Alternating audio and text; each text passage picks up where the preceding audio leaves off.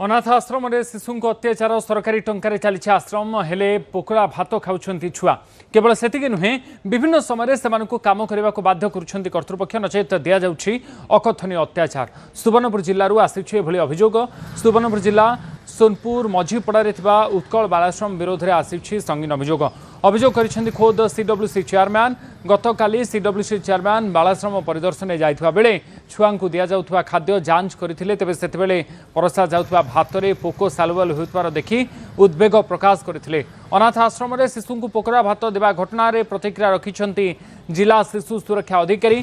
खाद्य देवा पूर्व खाद्य जांच सेवा सहित ग्रुप रे फोटो शेयर होता है तेबे केउ परिस्थिति रे भली खाद्य दिया जाइछि तार तदंत हेबो बोली से कहछंती।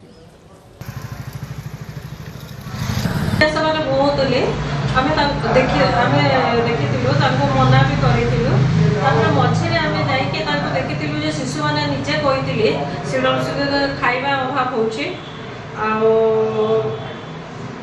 माने भल हिसाब से रंधा भी जाऊनी बोली से माने कंप्लेन करते